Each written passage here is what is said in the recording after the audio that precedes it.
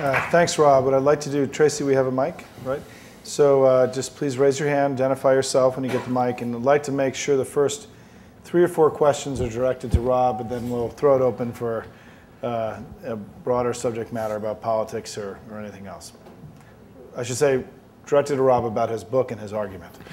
Hi, nice to see you again. The big question I have, you made a distinction of our trade towards developing nations, both import and export, and I want to understand what relevance does it have, whether it's with a developed nation or not, or an undeveloped nation. It makes, to me, it makes no difference.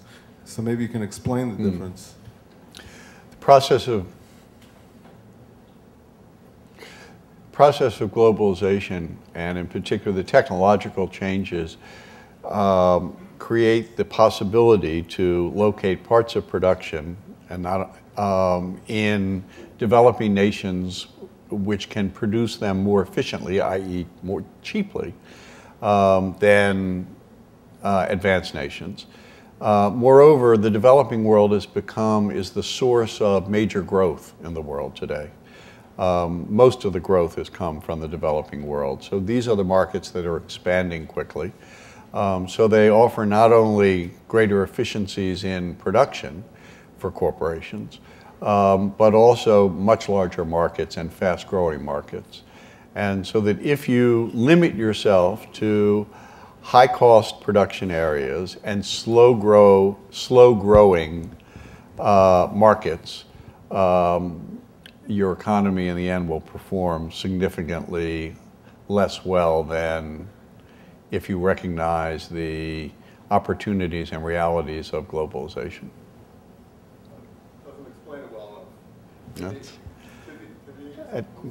I don't know what part I'm not being clear enough about. What I mean is, just look. The cost of producing a piece of an automobile is cheaper in China than it is in Spain, because the labor is cheaper, the real estate is cheaper, the parts are cheaper, and moreover, the market for automobiles is growing faster, not only in China but across Asia than it is in Europe. So on both sides of that equation, it makes economic sense. Let me just, if you can illustrate, if I'm buying a General Electric refrigerator with parts made in 6 different countries, how does that fit into the equation versus whether or not an English person or a French person buys that General Electric refrigerator? In other words, when you're doing the math, whether the General Electric refrigerator is getting sold by an American company. Correct. So what difference does it make in this computation if an Englishman or a Frenchman buys the refrigerator in his home? Well, it in fact doesn't make any difference at all. It's just that the demand for refrigerators is growing a lot faster in the developing world than it is in France or England. And in general, in order to really operate effectively in markets like in any large market, you have to you have to have a permanent presence in that market. This is why even in the face of globalization, there will always be auto plants in the United States, because you need to be part of the market. Well, the United States is a large and reasonably fast-growing market, not growing nearly as fast as some other countries, but the fastest-growing markets in the world are now almost exclusively in the developing world.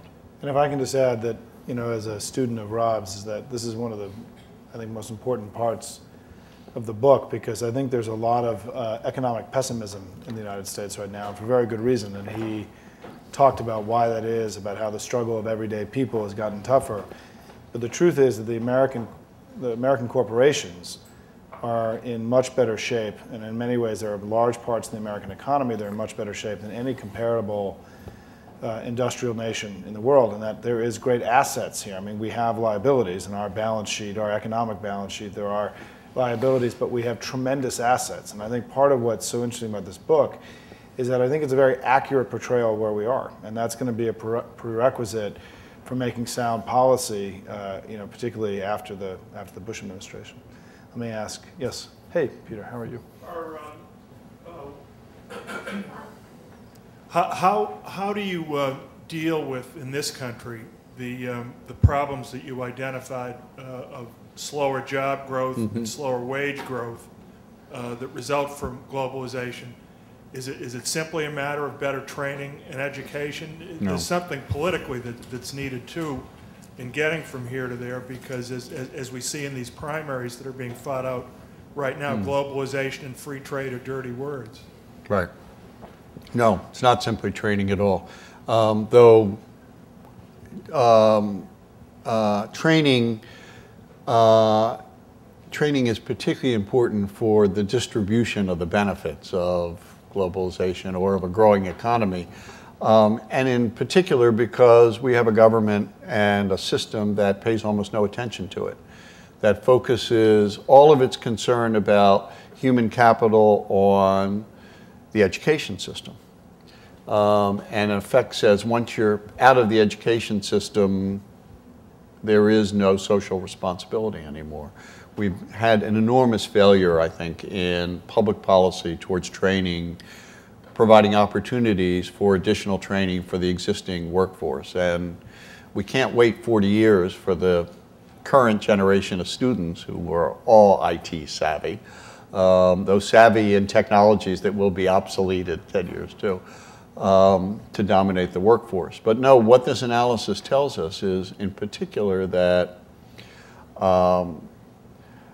fast rising healthcare costs and fast rising energy costs, the absence of a serious national policy in either healthcare or in energy has now become a fundamental jobs and wage issue. The only way that globalization is not going away, the intensification of competition is not going away. The only way to reconnect that I can see overall growth and job creation, the traditional links and productivity and gains and wage increases, is to try to weaken or remove the barriers that are breaking that link. And those are, since we can't make competition less intense, and it's not clear we would want to, even if we could, but it's not within our power anyway, comes from the nature of the global system. We have to instead slow the rate of increase in healthcare costs and make the economy much more energy efficient so it is that much less sensitive to increases in energy costs in order to try to reconnect those phenomena. And You're saying that the slow job growth and the slow wage growth is more caused by increased energy costs and health costs than it is by global competition? No, it's caused by the collision of fast rising healthcare costs and fast rising energy costs with the intensification of competition, which makes it harder for businesses to pass on those increases in higher prices. So it's unfortunately not a simple phenomenon. It's in fact quite complex, and which makes it much harder as a matter of public policy.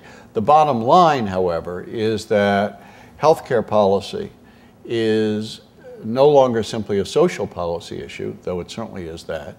It's now a basic wage and jobs issue. And energy policy is no longer simply a security issue, but a basic wage and jobs policy as well.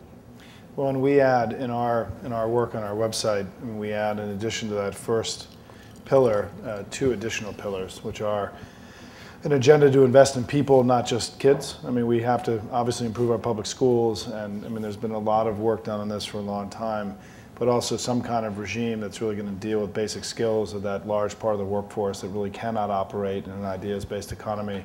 One of the ideas that we came up with, for example, was to, for $125 million a year, you can keep every computer lab and every community college open 2 nights a week for free computer training for any American who wants it.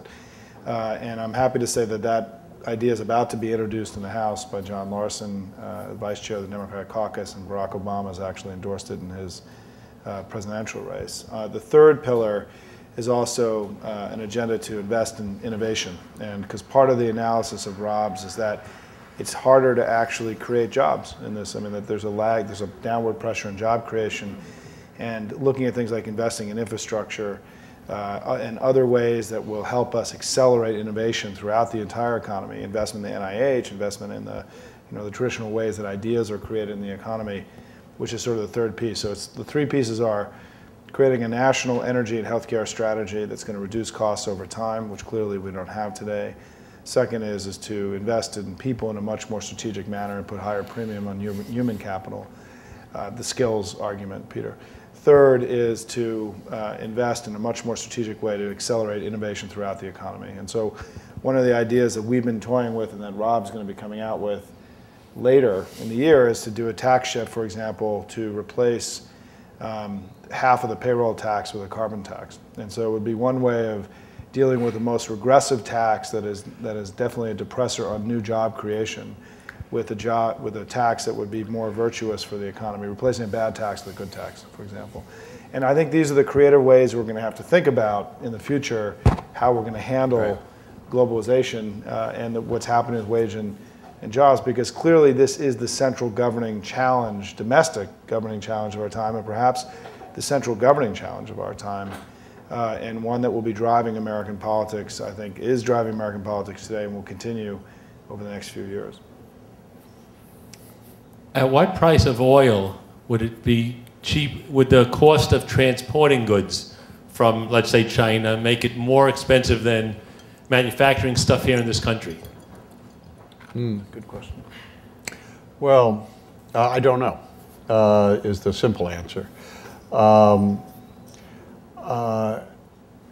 But it is the case that the run-up in oil prices potentially has the impact of an increase in energy prices is closely related to the energy intensity of your economy, which is to say how much energy it takes to produce $1 or €1 or a renminbi of GDP.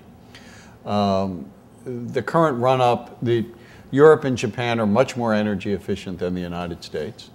And that is, it takes much less energy to produce $1 or €1 of GDP in Europe than its equivalent in the United States, and they're less impacted by this increase economically.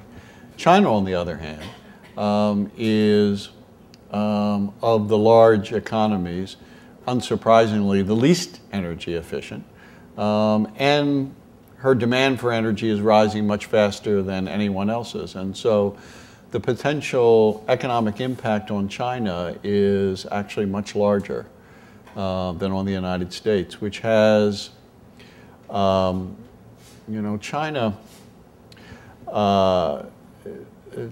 finds itself in a unique situation in many respects, and one of them is the relationship between its politics and its economy. It's a state in which the legitimacy of the political system has come to be based on its ability to produce strong economic growth.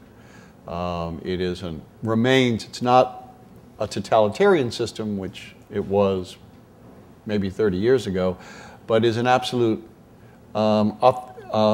authoritarian system. That is, political power is highly concentrated. There are no civil institutions, no elections, no press, etc. And the trade-off has been, we maintain political power, even in the face of the collapse of the legitimacy of the ideology on which the regime was based, not only by the Cultural Revolution, but also by the collapse of global socialism, so long as we can deliver strong economic growth. And China has not, since that period, in this modern period, has not experienced a significant slowdown. And so there's a lot of concern in Chinese circles about the long-term impact of a sustained oil prices in the current range on economic growth in China. Yep. Tracy, who's got the mic? It's on? Yeah. You hear me? Oh, okay. I have a question. It seems like you say we're in a new competitive system, and we're now become an idea economy. But what we want to do is go back to our traditional economic model, or I don't get it. No, look, the model, you can't choose the model anymore. The system chooses the model for you, frankly. What we have to do is recognize the way in which the change in these conditions is affecting the way the economy operates and try to take account of it. And in particular, that the United States had an economy in which the prospects for most workers in the economy were correlated fairly reasonably well with the performance of the overall economy. And that's broken down in a very measurable and significant degree.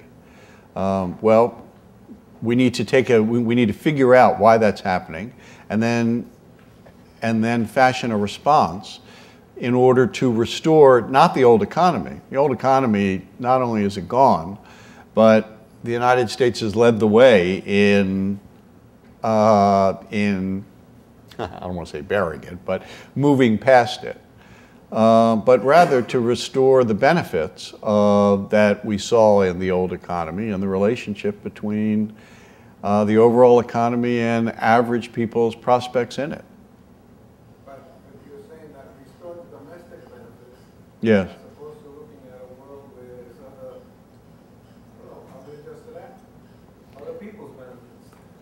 Well, in fact, globalization, a process which is really, which probably the United States advanced more than any other nation because we're the architects of the WTO, which set the terms for the opening of developing economies to both domestic competition and foreign direct investment.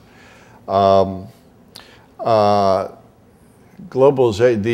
greatest benefits of globalization, thus far at least, have been felt in some of the poorest countries in the world, most notably China and India, where the transfer of modern business organizations has driven not only very fast growth, but very fast income gains. And that's true throughout most of the developing world. Globalization has been in purely economic terms, a clear benefit to every developing nation which has accommodated itself to its terms.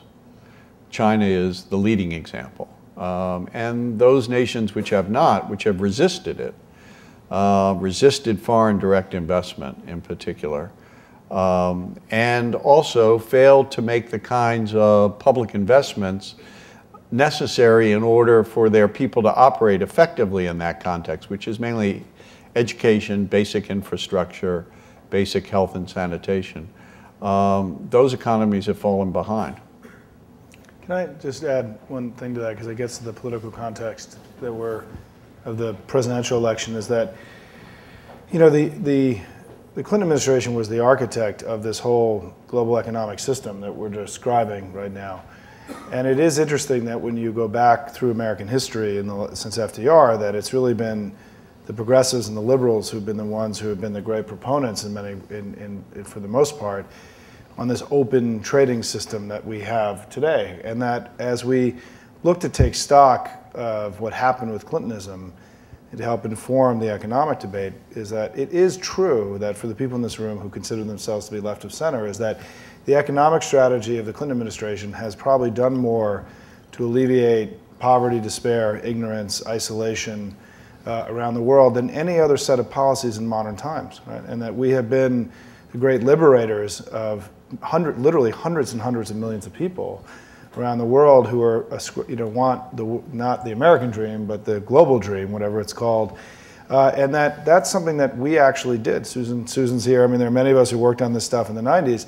And I look back on this with tremendous pride and saying that we've brought tremendous opportunity to more people than probably any other time in history and alleviated more poverty than any other time in history. And that was through capitalism, right? That wasn't through foreign aid. The challenge now domestically is to not throw the baby out with the bathwater, right? Is to recognize that the way globalization is playing out here in the United States is having unintended consequences, or perhaps foreseeable consequences that not all of us actually completely understood. But we have met more difficult challenges than this before in our history, and I think that the key now is to not believe that globalization is the problem, but it's the lack of an adequate government response and a societal response to tackle, to offer the people who are coming up the same opportunities as we had before. I was at the World Economic Forum in Cancun in Latin America a couple of weeks ago, and it was striking being there about how just happy and optimistic all these countries were about what was happening in the world, right? There's 5% GDP growth throughout Latin America. There's some obvious, countries that are not participating. Venezuela, Bolivia are not part of this great wave of opportunity that's breaking out through Latin America. But today, because of the economic strategy in the United States, that Latin America is seeing a more prosperous time than they've ever had in their history, right? So when I was there, there was a sense of optimism and excitement about globalization, about the world that was unfolding, at a direct contrast to any meeting we have here, right? When we consider these same issues. And so this is, what is remarkable is that as the rest of the world embraces, in essence, the American model, they are seeing, to the countries that can manage it effectively and deal with modernity and put the pieces in place, they're seeing unbelievable societal benefits. But creating and sort of managing this wave of modernization and globalization really is something affecting every civil society throughout the world, and something that as a thing we have to get better at both domestically and I think in our foreign policy and helping other societies manage it as well. Look, we have, as compared to the other advanced nations in the world, our domestic economy and our major corporations have adjusted much more effectively to technological change and to globalization.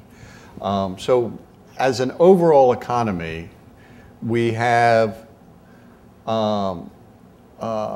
much more resources to use to address these other issues.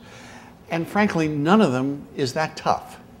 The notion that it would be tough to create we know that it's not tough or not an insoluble problem to create a much more energy efficient economy, because indeed a lot of other economies have done it. And now, in fact, we have an additional incentive, a huge incentive, which is climate change, and giving us really the opportunity to harness America's strength in technological innovation, which is the result of generations of investment in higher education, and a preference for entrepreneurism, for the creation of new companies, and a sophisticated financial system that finances new ventures. These are all things that are already given. We already have them. And we can channel this by changing some market signals into the development of new technologies that are much more energy efficient and alternative fuels. This is, as you know, on the scale of problems, this is one that that is really not that difficult to figure out how to do. Apparently, it is difficult to actually do, but that's a political issue, which is why the case needs to be made. Healthcare is tougher because globalization is driving part of this healthcare crisis. The healthcare financing is really the collision of globalization and demographics. The demographics are given. Well, globalization increases the demand for medical technologies. As it does, it increases research and development into these technologies, and that increases the pace of the development of those technologies. We've been particularly good at that in the United States. It happens those technologies are very expensive. biologics, for example, biologic pharmaceuticals, are moving to the center of the pharmaceutical industry. There are about, I think, 70 to 80 what are called small molecule pharmaceuticals, which are traditional pills in second and third stage clinical trials. There are 300 biologics. Biologics, on average, are 45 times more expensive than small molecule pills. This is where pharmaceuticals are moving, because that's where the science moved. That's where genomics moved. This is a harder problem, frankly, than energy, because there's no substitute for, you can substitute one fuel for another. It's a lot harder to substitute one medical treatment for another.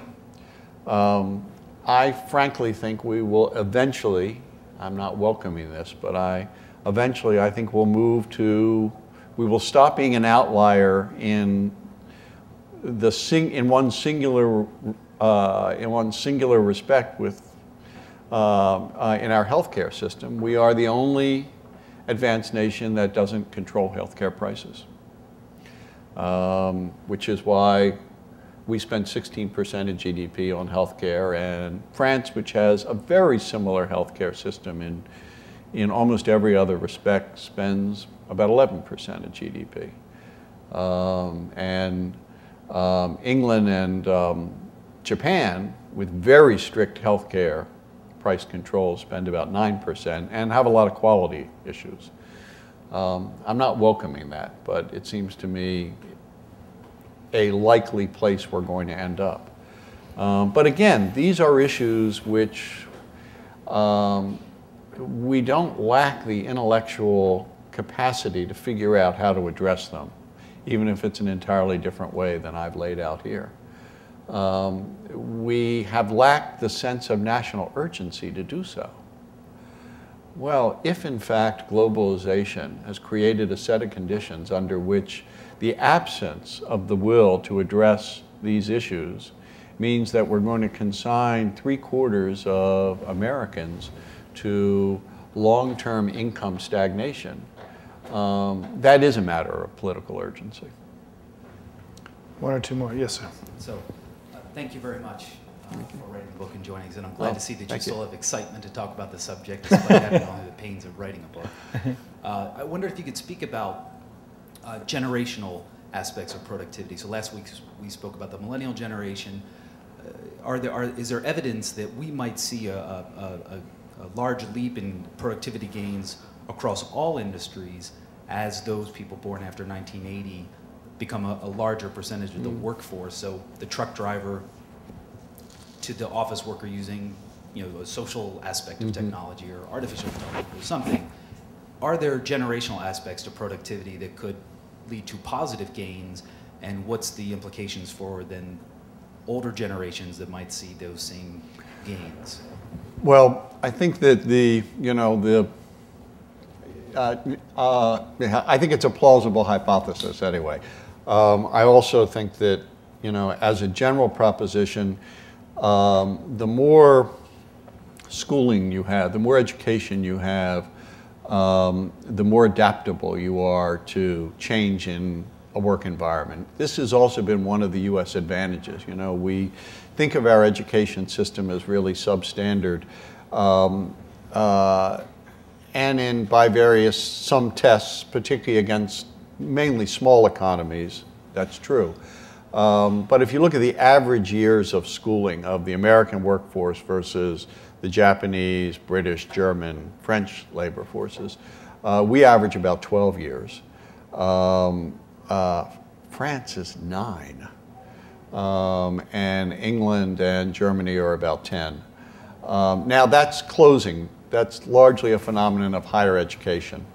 And the numbers of Europeans and Japanese who graduate high school, who go on to college and universities, has been rising very rapidly. But as a general phenomenon, the years of education are increasing everywhere, and that will make people more adaptable. One last comment. I was at a conference in Germany last week on China, and there were a number of people from China there, and from other countries around the world. And one of the things that struck me was the description of the demand for change and being transmitted mainly through the internet across China among young people. And I thought of that, and I thought of the phenomenon of what's happening in our presidential elections and the sharp increase in involvement by young people in our political process, largely through the Obama campaign, but also through the Clinton campaign. And I began to wonder, you know, the millennial generation is huge, as the baby boomers were huge. Whether maybe we were entering another 1968 kind of period. That is when you saw movements in many countries for social change being driven by a large cohort of young people who now can communicate in a way with each other through the internet that was not possible. Well, purely speculative. Well, but 2 points on this, because the forum we did last week was with Morley and here in the Harvard Club. 2 just quick observations, because one is, look, I mean, the great divide in the Democratic primary right now is not white and black and white or Hispanic, or even, you know, to some degree male and female. It's age, right? I mean, where Hillary is winning older voters and Obama's winning younger voters.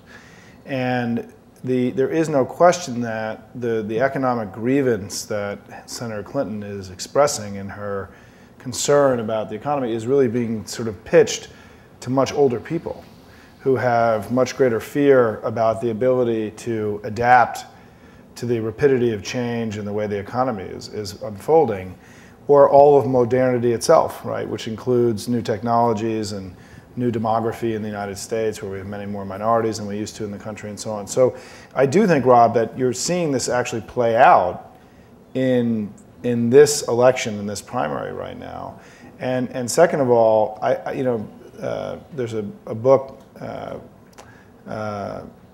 former National Security Advisor Brzezinski for Jimmy Carter, who's not universally loved in all circles, has written, I think, a very compelling new book called Second Chance. And one of the things he talks about in this book is this very thing, which is that there is sort of a global awakening happening of people who want greater freedom and greater prosperity, that as they are moving up the economic food chain and being given more economic opportunity, and since economic opportunity now is so interwoven with access to information and access to this global communications network, you know, there are 6 billion people in the world, 3 billion people now have a cell phone and are connected together through the global communications network, that when you have a cell phone, as we are about to find out in Cuba, right, you know, you can see images from around the world, and you're connected, and you can start to understand more about what's happening. And I do think, you know, we're doing a lot of work in NDN at a policy level about the incredible liberating aspects of this global communications revolution that's happening, and how it's connected to increase democratization at a time where there is huge numbers of young people. So we, in fact, are about to launch a whole project on this that's that Tom Khalil, I believe, believe it or not, I know, coming back from the old days, an old timer, is going to be working with us on. But I just wrote a long essay about this on our website called The Power of Mobile, which is this whole thing about how we're seeing this explosion. Or take another example, Egypt, right? Egypt had 6 weeks ago the largest civic demonstrations and rallies that have been seen in the modern era in Egypt. It was largely organized through cell phones, not over just food prices, but just general unhappiness with an authoritarian state. And I think that, Rob, you're correct. I think we are in a period where you're going to see, with these new tools of citizen involvement, greater understanding, higher levels of education, greater access to information technology, we could see a global revolution of democratization, the way, frankly, we're seeing here in the domestic U.S. and the internet. Let me take one last question before we all go. Anybody else got anything else? Yes, sir. Do you want to? Wait, Mike, because every moment is now YouTubeable for the rest of your life. So make sure you get it right. So who of the 3 major candidates do you think has the best shot at has the best shot at solving these two intractable problems? Well, I know the candidate that has no shot. You know, John McCain thinks that the only thing that's wrong with the U.S. economy is that corporations pay too much taxes. He misses everything that is significant about our current economic condition, everything. So I'm certain that John McCain doesn't. Look, I think that between Senator Obama and Senator Clinton, they are both committed to dealing with all of the major issues that we've laid out. Whether or not they understand yet that in dealing with those issues, they're dealing with a fundamental new economic dynamic, they're both very capable of understanding it and will understand it. And I have spoken to Senator Clinton about it, in general terms anyway, and she gets it. And Senator Obama has received some material about it. I haven't spoken to him about it, but I know he'll get it. So I don't, and look, this is the whole point of the policy aspect of this is to advance the fundamental values of progressive politics in America. You could make the judgment that you don't care whether 75% of the country have any prospects for upward mobility or not. That's a different political judgment. That's not ours. It's not that of anybody in this room. So I feel pretty confident that that either Senator Obama or Senator Clinton could carry this out. The challenge, the political challenge, and Simon can talk about this probably better than I can, is that the economic insecurity of these conditions, layered on top of the current recession, is creating intensifying doubts about what is generally called trade, but is really the new global economic system. We got to learn to make the best of it, and I think we can. You know, the great thing is there is a real opportunity. The biggest challenge is, again, as in energy policy, is a political challenge. It's a challenge of political will, not a challenge of understanding or even figuring out a credible way to address it. I'll just close with a couple thoughts, which is, and Rob just teed up a lot of stuff in that last comment, and I thought he did a great job, by the way, at walking the fine line between the Clinton and Obama thing. Don't you think he did a very good job?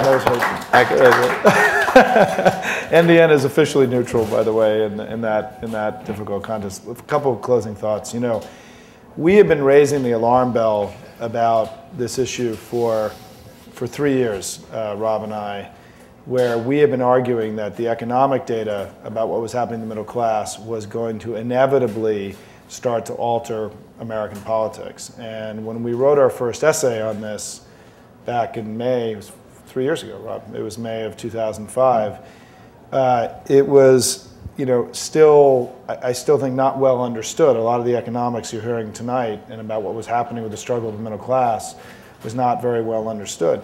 It is clearly understood today, right? I mean, I think we clearly understand as a nation that and whatever's going on, Tracy, or whatever, can we hold it down a little bit? That that this issue of how hard it is for people to get ahead in this new global economy is now front and center in the presidential race. We believe it is what drove the Republicans out of power in 2006. If you read a study we did about the exit polls of the 2006 elections, I think it is clear and unequivocal that the Republicans' economic performance was a much bigger factor in their defeat than the war was, or corruption. And I think that this has been the sleeping giant of American politics in the last few years that is now woken, because it is unsustainable as a country if 75% of the Americans are not participating in the prosperity of an age. And as progressives, this should be the central obsession of our politics. Rob said an interesting thing. He said, could you imagine if Bill Clinton was president and we had year after year of high GDP growth and people were making less money? Bill Clinton would be shaking the rafters and grabbing Bob Rubin and Rob Shapiro and everybody else saying, God damn it, go figure this out. What are we going to do? And it's not clear that George Bush even knows it's happening, right? At this point, right? And certainly Paulson, who gave a speech about this, and I really think Paulson's a very smart guy, the major speech he gave about this, he did at 8 o'clock at night up at Columbia, and they didn't tell the media, they didn't alert the media he was speaking there, right? So they kind of buried it from an administration standpoint. So I want to say that, but this is a big issue, because I get asked about this all the time, is why have you Democrats become so protectionist, and what's changed in your economic strategy? What's changed is that the American people have changed. It's not the Democratic Party. It's that the Pew just did a poll of 60 countries around the world, from very small African countries to the United States, about their attitudes towards globalization and trade. And Americans had the lowest, and they asked, do you believe in globalization? Of the 60 countries polled, fewer Americans believed in globalization than any other country. And in the African countries, globalization had a 90% approval rating, right? Here was about 50%, right?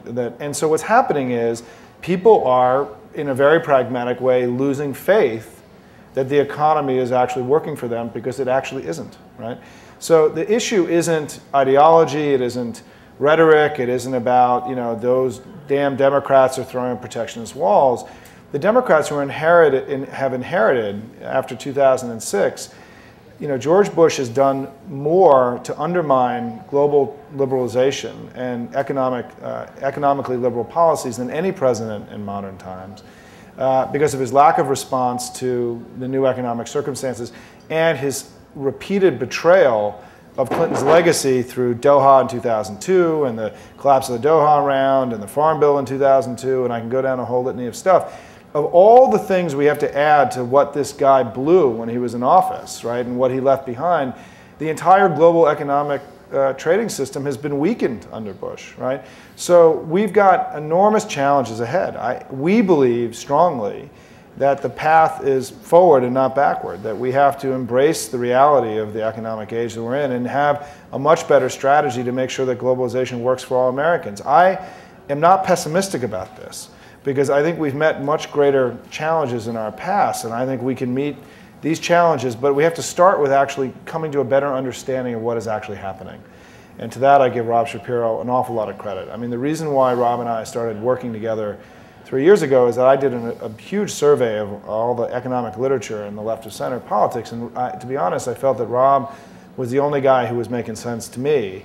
And I'm very proud of the work we've done. I think we've had an enormous impact, but we have, I think, our biggest and most important tests are in front of us. And so what I want to close with is saying that I want to thank Bernard Schwartz, who was here earlier, but I don't think he's still with us, who's been the great inspiration for a lot of the work that we've done and has funded and allowed us to do a lot of new and innovative work in our globalization arena. And I know he was here earlier. This is part of a series of forums we're doing around the country. I want to thank Tracy Lehman, who's here, who runs all of our events nationally, who's here putting this on. Michael Moynihan is here somewhere as well, or was here, who's the head of our new and exciting Green Project, who's part of our team and is really going to be putting NDN much more in the front and center in this whole conversation about how do we deal with climate change in the coming months. And Rob, thanks to you. I really appreciate it. And I want to say, if you want to stay in touch with this, not only should you buy the book before you leave, but I'll sign it. Yeah, is that we do write about all this daily on our blog at ndnblog.org and on the NDN website at ndn.org. So stay in touch. And if you haven't signed up, we will be doing a series of events this summer and fall. So make sure we have your email so you can stay in touch with us. But thanks everybody very much. Thank you. Thanks, Rob. Thank you.